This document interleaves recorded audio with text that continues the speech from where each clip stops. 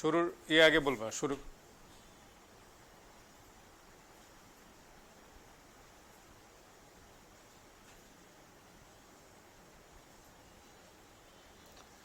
প্রিয় শিক্ষার্থীরা, আসসালামু আলাইকুম। ঈদের পরে আবার পদার্থবিজ্ঞান ক্লাসে তোমাদের স্বাগতম জানাচ্ছি। আমি মোস্তফা নাসিরুল আজম, সহকারী অধ্যাপক, রাজশাহী কলেজ, রাজশাহী। সবাইকে ঈদের শুভেচ্ছা। আশা করি সবাই সুস্থ আছো, ভালো আছো।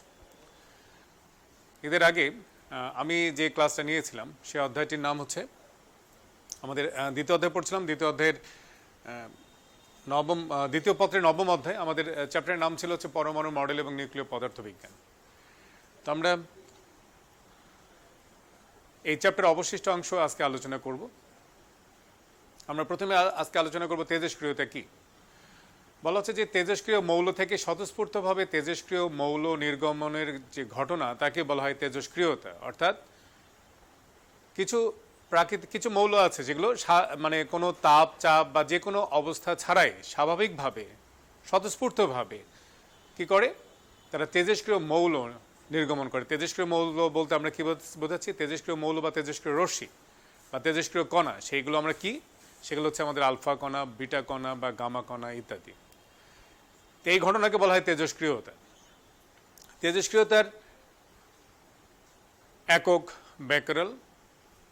সর্বপ্রথম বিজ্ঞানী বেকারেল এই ঘটনা অবজার্ভ করেন, ওনার নামেই নামকরণ করা হয়েছে বেকারেল। প্রতি সেকেন্ডে একটি পরমাণু ভাঙলে যে পরিমাণ তেজস্ক্রিয়তা নির্গত হয় তাকে বলা হয় বেকারেল। এর একটা পুরাতন একক আছে, কুড়ি। এই কুড়ি এককটা অনেক বড়, তাই বেকারেল এককটাকে গ্রহণ করা হয়েছে। এটি হচ্ছে এসএ একক তেজস্ক্রিয়তার। তো তেজস্ক্রিয় মৌলগুলো,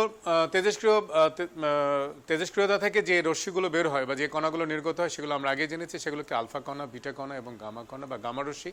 যে তাদের কিছু বৈশিষ্ট্য আমরা আলোচনা করব। বৈশিষ্ট্যগুলো তোমরা তোমাদের স্ক্রিনে দেখতে পাচ্ছ। প্রথমে আমরা আলফা রশ্মির বা আলফা কণার ধর্ম বা বৈশিষ্ট্য আলোচনা করব। যেমন 1 নম্বর বৈশিষ্ট্যতে বলা হচ্ছে যে আলফা রশ্মি ধনাত্মক চার্জযুক্ত কণা এবং প্রতিটি কণার চার্জ হচ্ছে 3.2 × 10⁻⁹ কুলম্ব।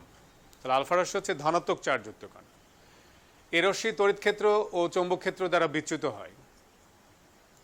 এ রশ্মির আয়নায়ন ক্ষমতা আছে, অর্থাৎ গ্যাসের ভিতর দিয়ে যদি এই রশ্মিকে প্রবাহিত করা হয় তাহলে গ্যাসের অণুগুলোকে আয়নায়িত করে।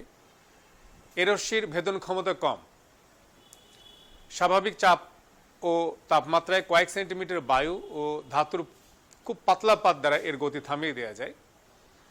তার মানে স্বাভাবিক বায়ু দ্বারা এটা কি থেমে যেতে পারে। সুতরাং বুঝতে পারছো ভেদন ক্ষমতা নিতান্তই মানে খুবই অল্প, অত্যন্ত কম। এ রশ্মি ফটোগ্রাফিক প্লেটের উপর দাগ ফেলতে পারে। এ রশ্মি প্রতিপ্রভা সৃষ্টি করতে পারে। এটা কণার সমন্বয়ে গঠিত রশ্মিটা। প্রতিটি কণা কি বলা হচ্ছে 2টি প্রোটন এবং 2টি নিউট্রন সমন্বয়ে গঠিত, অর্থাৎ এটা একটা হিলিয়াম নিউক্লিয়াস। এই কণার ভর হাইড্রোজেন পরমাণুর ভরের 4 গুণ। এর আপেক্ষিক চার্জ হাইড্রোজেন নিউক্লিয়াসের আপেক্ষিক চার্জের অর্ধেক। তো এই বৈশিষ্ট্য বা ধর্মগুলো তোমরা পড়বে, কারণ এমসিকিউ এর জন্য এগুলো গুরুত্বপূর্ণ হতে পারে। প্রত্যেকটা বইয়ে ধর্ম বা বৈশিষ্ট্যগুলো দেওয়া আছে। এবার আমরা বিটা রশ্মির ধর্ম পড়ব। বিটা রশ্মি ধনাত্মক চার্জযুক্ত কণা দ্বারা গঠিত। প্রতিটি কণার চার্জ ইলেকট্রনের চার্জের সমান, অর্থাৎ 1.6 × 10⁻⁹ কুলম্ব। এ রশ্মির ভর আছে, এর ভর ইলেকট্রনের ভরের সমান। এ রশ্মি তড়িৎ ক্ষেত্র ও চৌম্বক ক্ষেত্র দ্বারা বিচ্যুত হয়। এ রশ্মি গ্যাসকে আয়নায়িত করতে পারে, তবে এর আয়নায়ন করার ক্ষমতা আলফা রশ্মি অপেক্ষা কম। এ রশ্মির ভেদন ক্ষমতা আলফা রশ্মি অপেক্ষা বেশি। এটি 1 সেন্টিমিটার পুরু অ্যালুমিনিয়ামের পাত ভেদ করতে পারে। এ রশ্মি ফটোগ্রাফিক প্লেটের উপর দাগ ফেলতে পারে, প্রতিপ্রভা সৃষ্টি করতে পারে। এ রশ্মি অত্যন্ত দ্রুত গতি সম্পন্ন, অর্থাৎ আলোর গতি প্রায় 98% পর্যন্ত এর দ্রুতি বা গতি হতে পারে। এ রশ্মি মূলত দ্রুত গতি সম্পন্ন ইলেকট্রন প্রবাহ। আমরা এবার বিটা রশ্মির ধর্ম দেখলাম, আমরা এবার পড়ব গামা রশ্মির ধর্ম। এ রশ্মি চার্জ নিরপেক্ষ, অর্থাৎ এটি ধনাত্মক বা ঋণাত্মক কোনো রকম চার্জে চার্জিত নয়। এটি তড়িৎ ক্ষেত্র এবং চৌম্বক ক্ষেত্র দ্বারা বিচ্যুত হয় না। যেহেতু এটি চার্জ নিরপেক্ষ, সুতরাং এটি তড়িৎ ক্ষেত্র ও চৌম্বক ক্ষেত্র দ্বারা বিচ্যুত হয় না। এর দ্রুতি আলোর দ্রুতির সমান, এর ভেদন ক্ষমতা আলফা বিটা এমনকি এক্স রশ্মি অপেক্ষাও বেশি। আমরা জানি যে এক্স রশ্মির ভেদন ক্ষমতা অনেক বেশি, এবং আমরা সাধারণত স্ক্যান করার কাজে, বিভিন্ন কিছু স্ক্যান করার কাজে, যেমন চিকিৎসা ক্ষেত্রে আমাদের শরীরের কোথাও হাড় ইত্যাদি ভেঙে গেছে কিনা, বা শরীরের ভিতর কোথাও কোনো টিউমার বা ইত্যাদি আছে কিনা ইত্যাদি নির্ণয় করার জন্য কিন্তু আমরা এক্স রে ব্যবহার করি। তো তার ভেদন ক্ষমতা বেশি, কিন্তু বলা হচ্ছে যে এই গামা রশ্মির ভেদন ক্ষমতা এক্স রের অপেক্ষাও বেশি। এটি কয়েক সেন্টিমিটার পুরো শিশার পাত ভেদ করতে পারে। এটি খুবই অল্প আনয়ন ক্ষমতা সম্পন্ন, এটি প্রতিপ্রবাহ সৃষ্টি করতে পারে, ফটোগ্রাফিক প্লেটের উপর দাগ ফেলতে পারে। এটি তড়িৎচুম্বক তরঙ্গ বা ফোটন, এর স্থির ভর শূন্য, এর তরঙ্গ দৈর্ঘ্য ক্ষুদ্র, তাই শক্তি খুব বেশি। তো দেখা যাচ্ছে যে এই রশ্মিগুলোর কিছু কমন বৈশিষ্ট্য বা ধর্ম আছে। হ্যাঁ, তো এগুলো যদি আমরা একটু তুলনা করে মনে রাখার চেষ্টা করি, তাহলে কিন্তু প্রত্যেকটা রশ্মির ধর্ম বা বৈশিষ্ট্য আমাদের মনে রাখা খুব একটা কঠিন কাজ হবে না।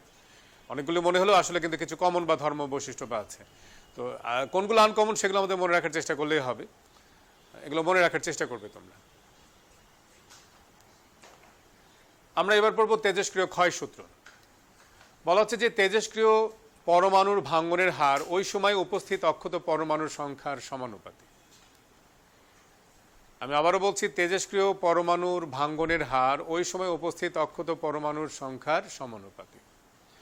আমরা জানি যে তেজস্ক্রিয় মৌলগুলো স্বতঃস্ফূর্তভাবে ভেঙে যায়, এবং কোন পরমাণুটি কখন ভাঙবে, নিউক্লিয়াসটি মূলত কি নিউক্লিয়াস ভেঙে যায়, ভেঙে কি হয় আর এটি স্থায়ী নিউক্লিয়াসে পরিণত হয়, স্থায়ী মৌলে পরিণত হয়। তেজস্ক্রিয় মৌলগুলো ভেঙে আর এটি স্থায়ী মৌলে পরিণত হয়। কোন পরমাণুটি ভেঙে যাবে তা কিন্তু সুনির্দিষ্টভাবে বলা সম্ভব নয়। তো যে পরমাণুটি ভেঙে যায় সেটিকে আমরা বলি প্যারেন্টস, আর যেটি উৎপন্ন হয় সেটিকে আমরা বলি ডটার, জনক এবং জাতক, এভাবে আমরা নামকরণ করা হয়ে থাকে।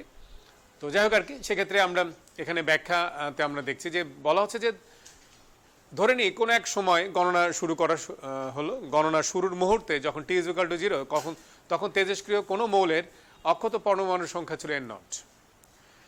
আর আমরা ধরে নিই যে টি সময়ে, কোন এক সময় টিতে অক্ষত পরমাণুর সংখ্যা হচ্ছে n। তাহলে সেক্ষেত্রে এই যে টি এবং t0 এই পার্থক্য যদি খুব ক্ষুদ্র হয়, তাহলে আমরা ধরে নিচ্ছি এই খুব ক্ষুদ্র পার্থক্য, সময়ের পার্থক্যের মান হচ্ছে dt, এবং এই dt সময়ে n এবং n0 এর যে পার্থক্য হবে, অর্থাৎ n0 - n, এই যে পার্থক্য হবে এটিও হবে খুব ক্ষুদ্র, তাই আমরা এটাকে নাম দিলাম dn। তাহলে এই খুবই ক্ষুদ্র সময় dt-তে খুব ক্ষুদ্র সংখ্যক পরমাণু, dn সংখ্যক পরমাণু যদি ভেঙে যায়, তাহলে পরমাণুর ভাঙ্গনের হার হবে dn/dt। পরমাণু ভাঙ্গনের হার হবে dn/dt।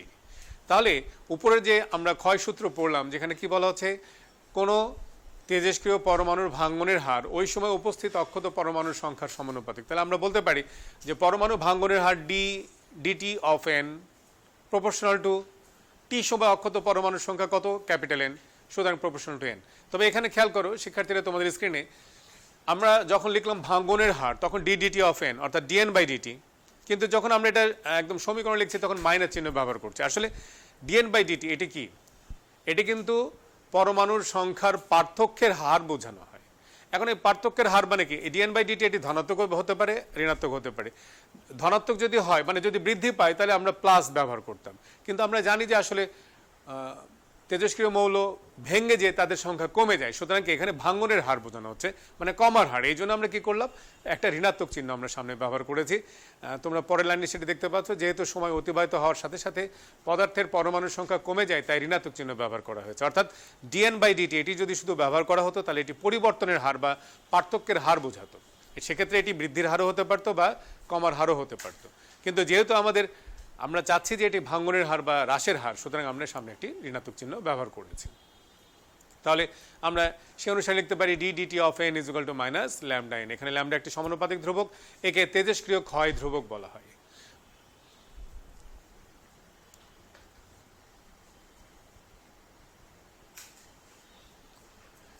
তো প্রিয় শিক্ষার্থীরা, আমরা এই সূত্র থেকে একটি সমীকরণ প্রতিপাদন করবো। আমরা কিছুক্ষণ আগে দেখলাম যে আমাদের যে ক্ষয় সূত্র, সেখান থেকে আমরা পেলাম d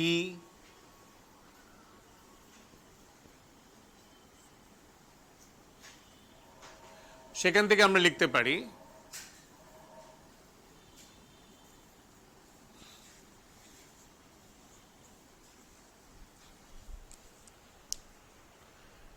ঠিক আছে, তো আমরা এই সমীকরণটা উপরের সমীকরণ থেকেই পেলাম। এখন এই সমীকরণে আমরা যেটা করলাম যে আমরা ধরে নিচ্ছি যে কোনো এক সময় সময়ের মান শূন্য, সময় গণনা শুরু করা হয়েছে সেই সময় টি ইজ ইকুয়াল টু 0, তখন পরমাণুর সংখ্যা n নট তোমাদের স্ক্রিনে দেওয়া আছে, তোমরা আমি বলছি তার সঙ্গে মিলিয়ে দেখো। কোনো এক সময় টি, ঘড়ি চলছে, কিছুক্ষণ পরে সময়ের মান টি হলো, সেই সময় পরমাণুর সংখ্যা n, অর্থাৎ n নট বড় n ছোট। তাহলে আমরা যখন সময় গণনা শুরু করলাম তখন সময়ের মান 0, তখন পরমাণুর সংখ্যা n নট, আর কোন এক সময় কিছু সময় অতিবাহিত হওয়ার পরে সময়ের মান টি, সেই সময় পরমাণুর সংখ্যা n। তো আমরা যদি এই সমীকরণটাকে উপরের এই যে লিমিট নিয়ে আলোচনা করলাম, যে সীমা রেখে নিয়ে আলোচনা করলাম, সেই সীমার মধ্যে যদি আমরা সমাকলন করি, তোমরা দেখতে পাচ্ছ তোমাদের স্ক্রিনে যে আমরা উভয় পাশে কি করলাম, এই সমীকরণ উভয় পাশেকে সমাকলন করলাম।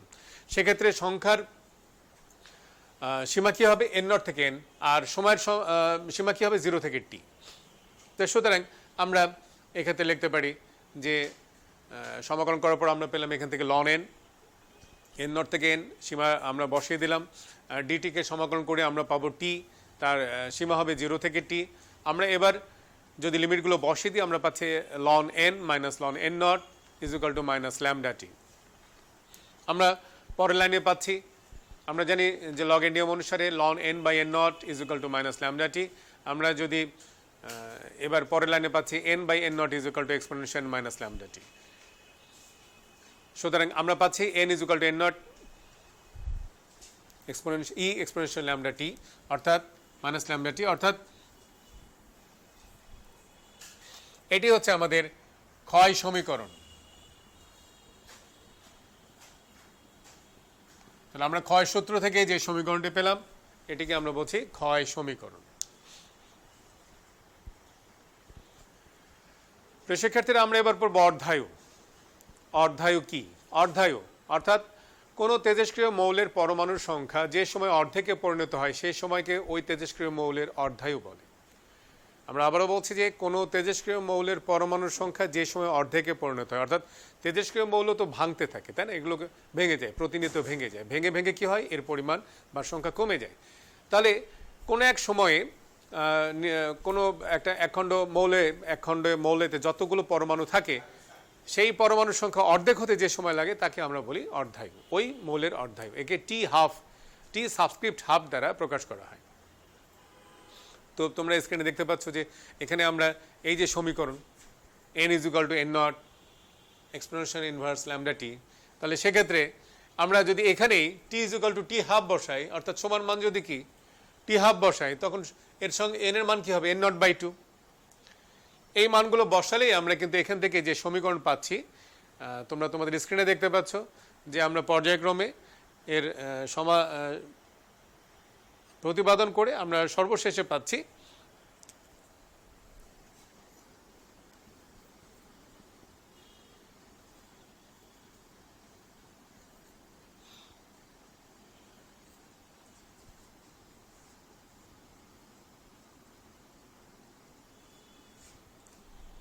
অর্থাৎ ক্ষয় ধ্রুবকের সঙ্গে যে অর্ধায়ুর যে সম্পর্ক সেটা আমরা পেয়ে গেলাম। প্রতিপাদন তোমাদের স্ক্রিনে দেওয়া আছে, তোমাদের আশা করি কোথাও বুঝতে সমস্যার কথা নয়, কারণ এগুলো খুবই সহজ প্রতিপাদন, খুব লগের বিষয়, শুধুমাত্র লন সংক্রান্ত, তাই না।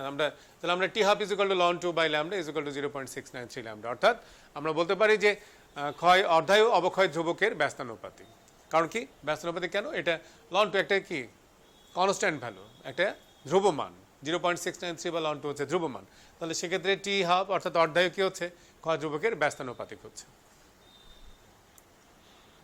শিক্ষার্থীরা, আমরা এবার যে দুটি সমীকরণ আলোচনা করলাম সেই দুটি সমীকরণ থেকে কিছু অঙ্ক করব। প্রথমে তোমরা 1 নম্বর অঙ্কটা দেখতে পাচ্ছ যে একটি তেজস্ক্রিয় পদার্থের অর্ধায়ু 5 ঘন্টা, এর অবক্ষয় ধ্রুবকের মান কত।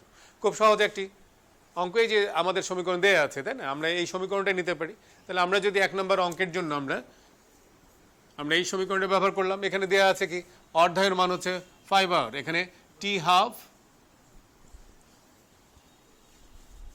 5 আওয়ার।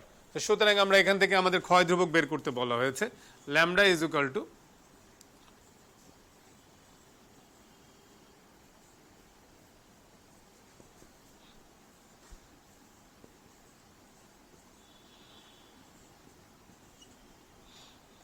সুতরাং তোমরা ক্যালকুলেশন করবে। আমার এগুলো জাস্ট বাসা থেকে দেওয়া মান, এগুলো সেক্ষেত্রে এটা সঠিক নাও হতে পারে, তোমরা এটা সঠিকভাবে সুন্দরভাবে ক্যালকুলেট করবে।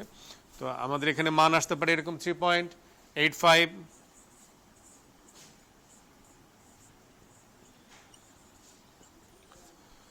সেক্ষেত্রে তোমরা খেয়াল করো যে এখানে যদি আমাদের অর্ধায়ু যদি ঘন্টায় থাকে, তাহলে আমাদের ক্ষয় ধ্রুবকের মান আওয়ার ইনভার্স আনলেই চলবে। যদি এটি মিনিটে থাকে পার মিনিট করলেই হবে।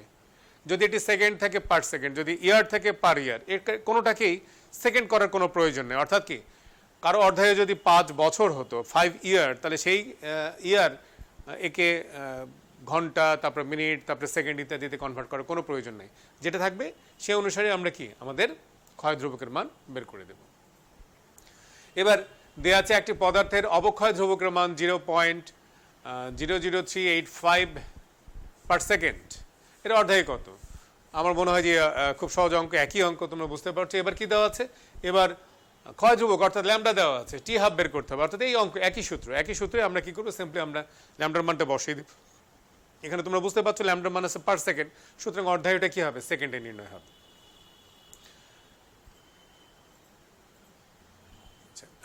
এবার 3 নম্বর অঙ্ক। রেডিয়ামের গড় আয়ু 2294 বছর। এর অবক্ষয় ধ্রুবকের মান, রেডিয়ামের গড় আয়ু দেওয়া আছে 2294 বছর, এর অবক্ষয় ধ্রুবকের মান ও অর্ধায়ু বের করতে হবে। গড় আয়ু দেওয়া আছে, সেখান থেকে আমাদের অবক্ষয় ধ্রুবকের মান এবং অর্ধায়ু বের করতে হবে। তো শিক্ষার্থীরা, তোমাদের গড় আয়ু নিয়ে আলোচনা করা হয়নি। গড় আয়ু অর্থাৎ কোনো একখণ্ড মৌলে যতগুলো পরমাণু থাকে, আমরা তো জানি যে পরমাণু কি সবসময় ভেঙে যাবে, তাই না? তেজস্ক্রিয় মৌলের পরমাণুগুলো প্রতিনিয়ত ভাঙবে। তবে কোন পরমাণু আগে ভাঙবে, কোন পরমাণু পরে ভাঙবে, কোন পরমাণু কখন ভাঙবে, এ ব্যাপারে কোনো নিশ্চিত করে বলা সম্ভব নয়। তো দেখা যাচ্ছে যে কোনো পরমাণুর আয়ু 1 সেকেন্ড, বা কোনো পরমাণুর আয়ু 1 বছর, বা কোনো পরমাণুর আয়ু 100 বছরও হতে পারে। তো কোনো একটা নির্দিষ্ট একখণ্ড মৌলের মধ্যে এই যে যতগুলি পরমাণু থাকবে, প্রত্যেকটা পরমাণুর আয়ু যোগ করে যদি আমরা তার সংখ্যা দ্বারা ভাগ দিই, তাহলে আমরা সেটি কি পাবো, গড় আয়ু।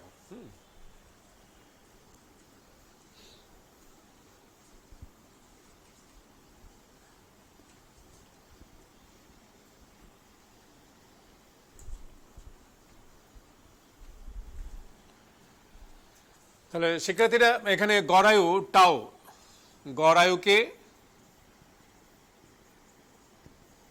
টাও দ্বারা প্রকাশ করা হয়। ঠিক আছে, তাহলে গড় আয়ু সমান হচ্ছে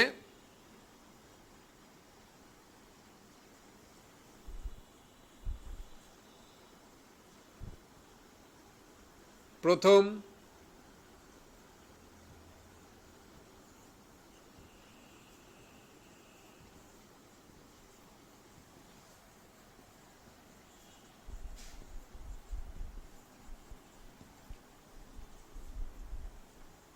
n-তম পরমাণুর আয়ু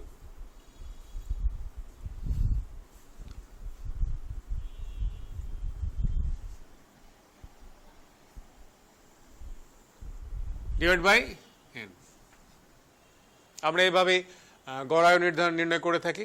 তো গড় আয়ুর সঙ্গে যে অর্ধায়ু এবং ক্ষয় ধ্রুবকের যে সম্পর্ক, সেটা আমি এটার প্রতিপাদন আমাদের নেই, আমরা সরাসরি এটি দেখাচ্ছে যে গড় আয়ু টাউ ইজ ইকুয়াল টু 1/λ, যেখানে ল্যামডা ইজ ইকুয়াল টু আমরা জানি যে t half 0.693 divide by t half. তাহলে এক্ষেত্রে লেখা যায় টি হাফ ডিভাইড বাই 0.693। তাহলে সুতরাং আমরা গড় আয়ুর সঙ্গে ক্ষয় ধ্রুবক এবং অর্ধায়ের কি সম্পর্ক, সেটা আমরা দেখলাম। এটি হচ্ছে ক্ষয় ধ্রুবকের সম্পর্ক এবং এটি হচ্ছে অর্ধায়ের সম্পর্ক। তো সেখানে আমরা যদি 3 নম্বর অঙ্ক করতে চাই, তাহলে 3 নম্বর অঙ্কের ক্ষেত্রে আমাদের কি কি বের করতে হবে, অবক্ষয় ধ্রুবকের মান এবং অর্ধায়ু বের করতে হবে। তো এখানে দেয়া আছে কি কি দেয়া আছে,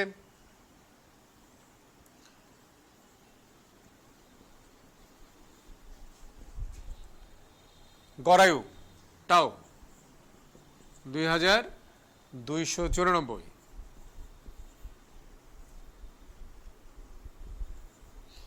তাহলে আমরা প্রথমেই ল্যামডা বের করতে চাই। সুতরাং আমরা বলতে পারি যে সুতরাং ল্যামডা ইজ ইকুয়াল টু 1/টাউ। আমরা মান বসিয়ে দিই 1/, সুতরাং এখানে আমাদের অ্যান্সার বের হয়ে আসবে। আবার অর্ধায়ের ক্ষেত্রেও যদি আমরা বের করতে চাই, আবার অর্ধায়ু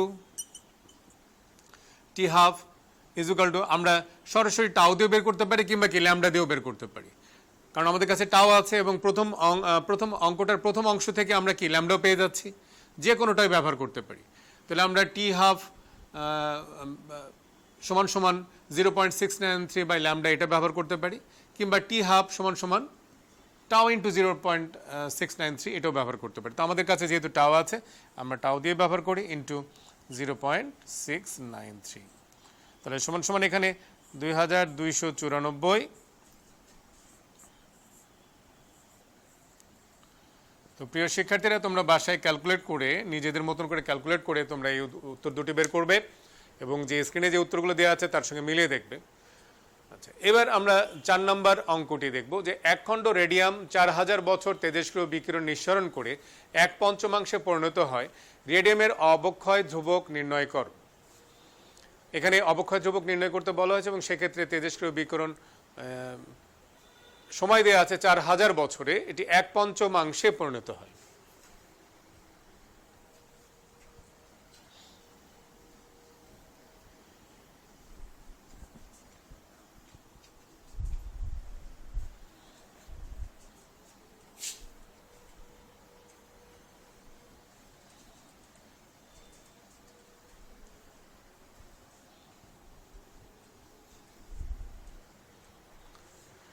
আমরা এখানে ক্ষয় যে সূত্র আমরা পেয়েছিলাম সেটি ব্যবহার করব, অর্থাৎ আমরা ধরি যে প্রাথমিক পরমাণুর সংখ্যা, ধরি প্রারম্ভিক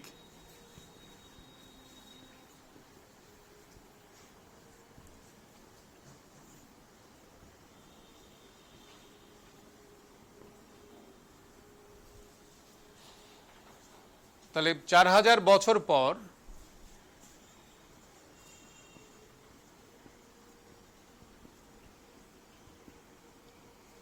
অক্ষত পরমাণুর সংখ্যা, প্রশ্ন মতে আমরা লিখতে পারি যে 1/5 পরিণত হয়, অর্থাৎ 1/5 অবশিষ্ট থাকে। তাহলে আমরা লিখতে পারি n, যেটি তাহলে আমরা যেটাকে লিখতে পারি n is equal two n0/5। তো আমাদেরকে এখানে আমাদের অবক্ষয় ধ্রুবক বের করতে হবে। তো আমরা জানি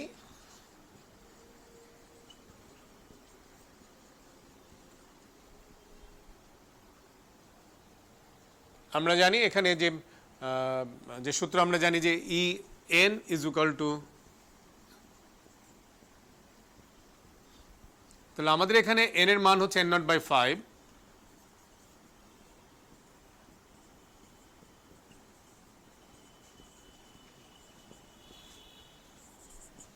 উভয় পাশ থেকে নোট কেটে গেল। তাহলে আমাদের এখানে পাচ্ছি ln 1/5 is equal to lambda t, বা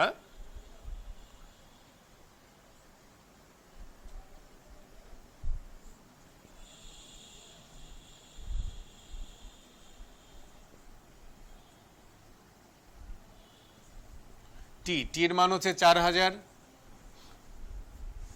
প্রিয় শিক্ষার্থীরা, তোমরা মানটি বসিয়ে দাও, তাহলে দেখবে এখান থেকে আমরা আমাদের যে উত্তরটি চাওয়া হয়েছে সেটি পাওয়া যাবে। যাদের সম্ভব সেটির মান হবে 4.02 ইন্টু 10⁻⁻⁴ পার ইয়ার। আমরা এবার 5 নম্বর অঙ্কটা দেখব, একই রকম অঙ্ক প্রায়। এক খণ্ড রেডনের 60% ক্ষয়প্রাপ্ত হতে কত সময় লাগবে? রেডনের অর্ধায়ু দেওয়া আছে 3.82 দিন। তো একই রকম ভাবে আমরা একই সূত্র ব্যবহার করব।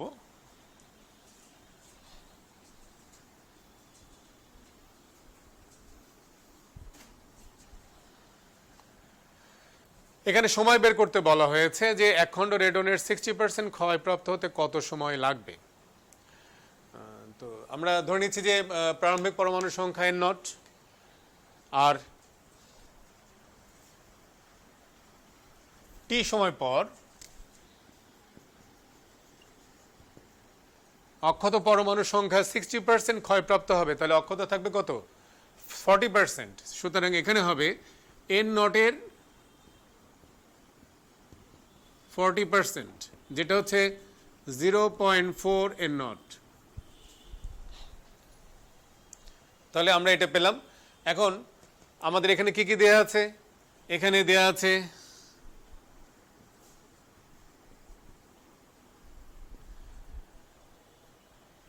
অর্ধায়ু, রেডনের অর্ধায়ু অর্থাৎ টি হাফ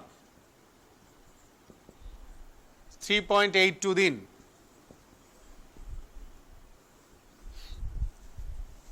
আমরা মানগুলো বসিয়ে দিই এবার।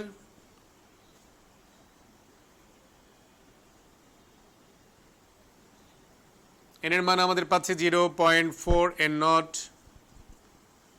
নট। আমাদের ল্যামডার সঙ্গে টি হাফের সম্পর্ক সরাসরি বসিয়ে দিতে পারি, 0.693 divide by t half into t. উভয় পাশ থেকে আমাদের এন নট কেটে যাচ্ছে, তাহলে আমরা লিখতে পারি এক্ষেত্রে যে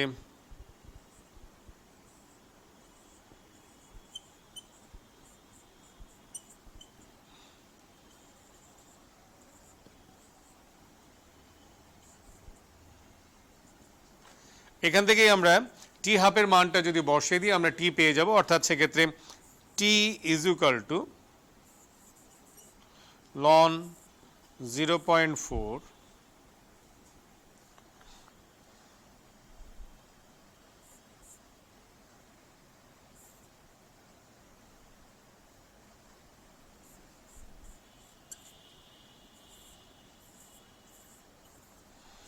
প্রিয় শিক্ষার্থীরা তোমরা দেখতে পাচ্ছ টি হাফের মান এখানে আছে কত? 3.82 দিন, ডে।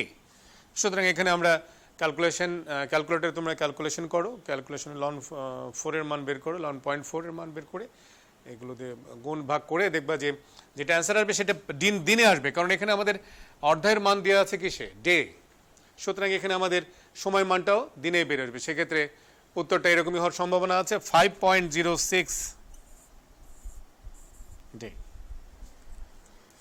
তো প্রিয় শিক্ষার্থীরা আমরা এর 5টা অঙ্ক দেখলাম, এই অঙ্কগুলো গুরুত্বপূর্ণ, এরকম আরও অঙ্ক তোমরা পাবে, সিমিলার অঙ্ক বই প্রচুর আছে, অঙ্কগুলো দেখবে। এবং এই বিশেষ করে আমাদের ক্ষয়সূত্র থেকে এই চ্যাপ্টারে উদ্দীপক হওয়ার যে সম্ভাবনা, মূলত এই 2-3টি সূত্র থেকে কিন্তু আমাদের উদ্দীপক হওয়ার সম্ভাবনা আছে। আর এর আগের দিন আমি তোমাদেরকে দেখিয়েছিলাম যে ভর ত্রুটি সংক্রান্ত যে বিষয়টা আছে, অঙ্কগুলো আছে, সেগুলো দেখবে। বোর্ডে কিন্তু ভর ত্রুটি থেকেও কিন্তু উদ্দীপক হয়েছিল, খুবই সাধারণ উদ্দীপক, জাস্ট সমীকরণটা জানা থাকলেই চলবে। তো সুতরাং এই চ্যাপ্টারের গাণিতিক অংশ খুবই কম, খুব সহজেই একটা উদ্দীপক অ্যান্সার করা যেতে পারে। আমার মনে হয় যে একটু মনোযোগ সহকারে পড়লে ছোট্ট একটা চ্যাপ্টার, সেটা তোমরা ভালো প্রস্তুতি নিতে পারবে। সেক্ষেত্রে আমরা প্রায় চ্যাপ্টারের শেষের দিকে চলে আসছি। আমরা এখন পড়ব নিউক্লিয় ফিশন। তোমরা জানো যে পারমাণবিক বিক্রিয়া দুই প্রকার হয়, একটা হচ্ছে ফিশন আর একটা হচ্ছে ফিউশন। তো ফিশন আমরা বলছি যে অর্থাৎ যেটা ভেঙে যায়, ভারী নিউক্লিয়াসকে যদি একটি নিউট্রন দ্বারা আঘাত করা হয় তাহলে সেক্ষেত্রে আমরা কতগুলি হালকা নিউক্লিয়াস, তুলনামূলকভাবে হালকা নিউক্লিয়াস সম্পন্ন মৌল পাবো, এবং সেখান থেকে কিছু শক্তি এবং আবার নিউট্রিনও পাবো। তো আমরা সেটাই বলছি যে নিউট্রন দ্বারা আঘাত করে কোনো ভারী নিউক্লিয়াসকে প্রায় সমান ভর সংখ্যা বিশিষ্ট দুটি অংশ বিভক্ত করে প্রচণ্ড পারমাণবিক শক্তি উৎপন্ন করার যে প্রক্রিয়া তাকে বলা হয় নিউক্লিয় ফিশন। আমরা তোমাদের স্ক্রিনে দেখো যে একটি ইউরেনিয়াম 235 একটি তেজস্ক্রিয় যে মৌল, আমরা তাকে করেছি একটা নিউট্রনের দ্বারা আঘাত করেছে, এর ফলে একটি অস্থায়ী নিউক্লিয়াস ইউরেনিয়াম 236 উৎপন্ন হয়েছে, এবং সেখান থেকে এটি ভেঙে আবার বেরিয়াম এবং ক্রিপ্টন উৎপন্ন হয়েছে, তার সঙ্গে পাওয়া গেছে 3টি নিউট্রন এবং কিছু শক্তি। তো যাকে এটা একটা ফিশন তোমরা দেখলো, ফিশন এরকম আরও কিছু ফিশন বিক্রিয়া আছে, বেশ কিছু। এখানে তিন রকমের ফিশন বিক্রিয়া দেখানো হচ্ছে। দেখো ইউরেনিয়াম 233, সেটাকে যদি আমরা একটি নিউট্রনের দ্বারা আঘাত করি তাহলে সেক্ষেত্রে স্ট্রোনিয়াম, জেনন এবং কি 3টা নিউট্রন এবং এনার্জি পাওয়া যায়। এনার্জির পরিমাণ হচ্ছে 197.9 MeV। Mega electron volt. আর এবার ইউরেনিয়াম 235 সেটিকেও যদি আমরা ফিশন প্রক্রিয়া আমরা সেখানে পাচ্ছি ক্রিপ্টন পাচ্ছি, বেরিয়াম পাচ্ছি, নিউট্রন পাচ্ছি এবং কি শক্তি পাচ্ছি। প্লুটোনিয়ামকে যদি আমরা আঘাত করি নিউট্রনের দ্বারা তাহলে সেক্ষেত্রে আমরা সেখানে জিরকোনিয়াম পাচ্ছি, জেনন পাচ্ছি, নিউট্রন পাচ্ছি এবং কি ওখানেও শক্তি পাচ্ছি এবং সবচেয়ে শক্তির পরিমাণ আসলে প্লুটোনিয়াম থেকে পাওয়া যাচ্ছে 207.1 MeV।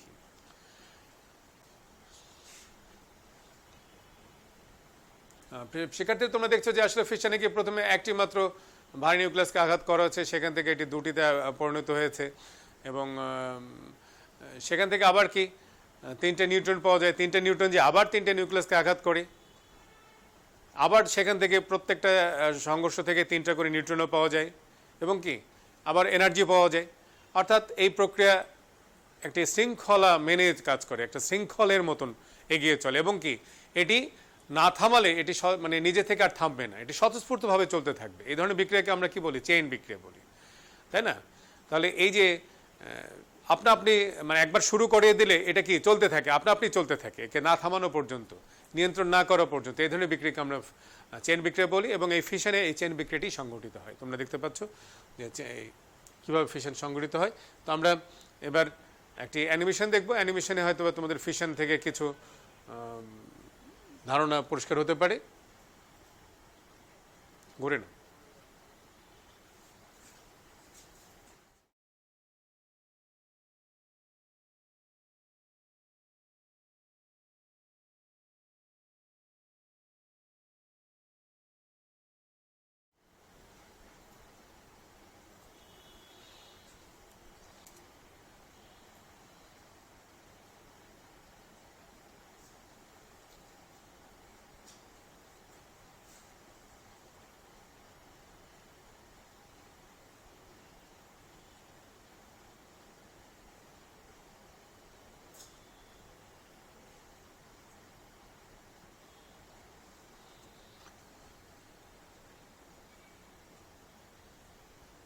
এখানে একটা ইরিডিয়াম অ্যাটমকে দেখানো হচ্ছে নিউক্লিয়ার ফিশন। একে একটা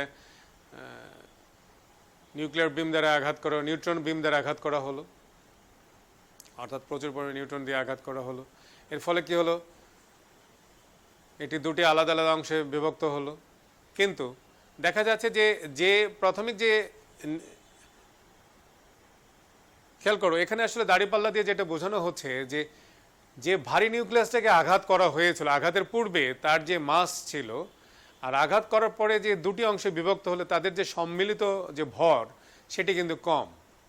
অর্থাৎ এক্ষেত্রে কিন্তু কিছু ভর কমে গেল, কিন্তু সেটি তো হওয়ার কথা ছিল না, তাই না? উভয়ই এই প্রত্যেকের ভরের সমষ্টি হওয়া উচিত ছিল কি এই যেটি আঘাত করার পূর্বে যে নিউক্লিয়াস ছিল সেটির ভরের সমান, কিন্তু সেটি হয় না।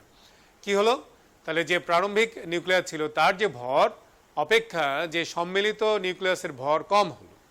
তাহলে কি এই ভর গেল কোথায়? এখন সেই ভরটি বলা হচ্ছে সেই ভর গেল কোথায়? মিসিং মাস।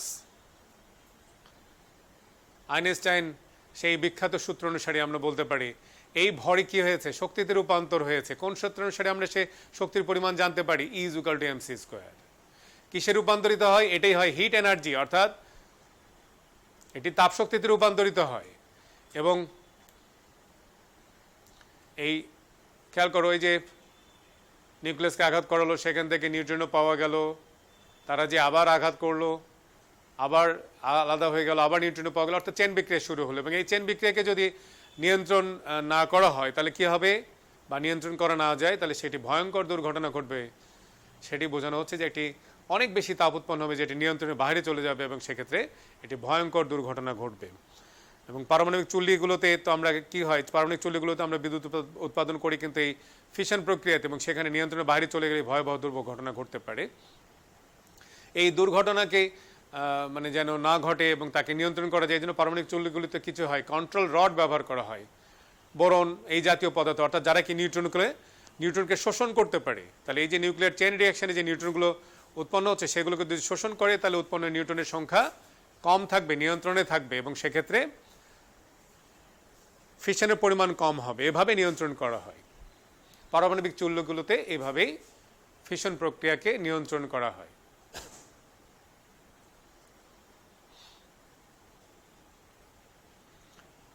আর এভাবে নিয়ন্ত্রিত ফিশন প্রক্রিয়ায় যে তাপ উৎপন্ন হয় সেই তাপ থেকে কি করা হয়, পানিতে তাপ দিয়ে এখান থেকে জলীয় বাষ্প উৎপন্ন করা হয়। সেই জলীয় বাষ্প যে টারবাইন ঘোরায় এবং সেই টারবাইন থেকে আমরা বিদ্যুৎ শক্তি পেয়ে থাকি।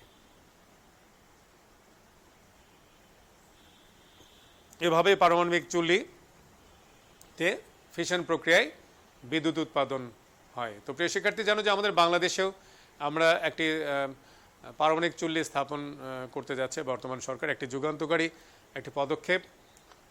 তোমরা জানো যে আমাদের যে রূপপুর, বাংলাদেশের প্রথম, পাবনার কাছে, পাবনা জেলায় অবস্থিত রূপপুর, এটা বাংলাদেশের প্রথম পারমাণবিক বিদ্যুৎ কেন্দ্র। এটির কাজ পুরোদমে এগিয়ে চলছে। হয়তো আগামী 2-1 বছরের মধ্যে আমরা এখান থেকে পারমাণবিক প্রক্রিয়ায় তাপ উৎপন্ন করতে সক্ষম হব। এবার আমরা পড়ব ফিউশন। বলা হচ্ছে একাধিক হালকা নিউক্লিয়াসকে সংযুক্ত করে অপেক্ষাকৃত ভারী নিউক্লিয়াস থেকে প্রচুর পরিমাণ নিউক্লিয় শক্তি উৎপন্ন করার প্রক্রিয়াকে নিউক্লিয় ফিউশন বলে। আমরা এর আগে দেখলাম যে একটি ভারী নিউক্লিয়াসকে নিউট্রন দ্বারা আঘাত করে তুলনামূলকভাবে দুটি হালকা নিউক্লিয়াস উৎপন্ন করা এবং সেখান থেকে শক্তি পাওয়া, এটাকে বলে ফিশন। আর ফিশন হচ্ছে ঠিক তার উল্টাটা, অর্থাৎ হালকা নিউক্লিয়াসকে সংযুক্ত করে অপেক্ষাকৃত ভারী নিউক্লিয়াস থেকে প্রচুর পরিমাণে নিউক্লিয় শক্তি উৎপন্ন করার প্রক্রিয়াকেই বলা হয় নিউক্লিয় ফিশন। তোমরা দেখতে পাচ্ছ যে সমীকরণ দেওয়া হয়েছে, সেক্ষেত্রে কি করেছে, দুটি ডিউটেরিন সংযোগের ফলে কি হচ্ছে, একটি হিলিয়াম নিউক্লিয়াস উৎপন্ন হয়। আর ফিশনের ক্ষেত্রে উৎপন্ন নিউক্লিয়াসগুলোর মোট ভর প্রারম্ভিক নিউক্লিয়াসগুলোর মোট ভর অপেক্ষা কিছু কম হয়। অর্থাৎ এক্ষেত্রেও তাই, আগেরটার একটি নিউক্লিয়াসের ভর অপেক্ষা উৎপন্ন দুটি নিউক্লিয়াসের সম্মিলিত ভর কম হয়, সেই হারিয়ে যাওয়া ভরটাই কি হচ্ছে, তাপ শক্তিতে রূপান্তর হচ্ছে। এখানেও তাই, এখানে হচ্ছে কি প্রারম্ভিক যে নিউক্লিয়াস দুটি তাদের সম্মিলিত ভর অপেক্ষা উৎপন্ন যে নিউক্লিয়াস তার ভর কম হয়। তাহলে সেক্ষেত্রে যে এই যে তাদের সংযোগ ঘটার ফলে যে পরিমাণ মাস কমে যায়, ভর কমে যায়, এই ভরের সমপরিমাণ শক্তি আমরা কি পেয়ে থাকি তাপ শক্তি হিসাবে। এই হারানো ভরটা কি শক্তিতে রূপান্তর, এবং সেটা কোনটা দ্বারা নির্ধারণ করে, E=mc², আইনস্টাইনের সেই বিখ্যাত ভর শক্তি সমীকরণ দ্বারা আমরা এই হারানো ভর থেকে সমপরিমাণ শক্তির পরিমাণ নির্ণয় করতে পারি। প্রিয় শিক্ষার্থীরা, তোমরা দেখতে পাচ্ছ যে এখানেও যে কিভাবে ফিশন প্রক্রিয়ায় যে শক্তি উৎপন্ন হয় তার পরিমাণ এখানে দেখানো হচ্ছে, তাই না?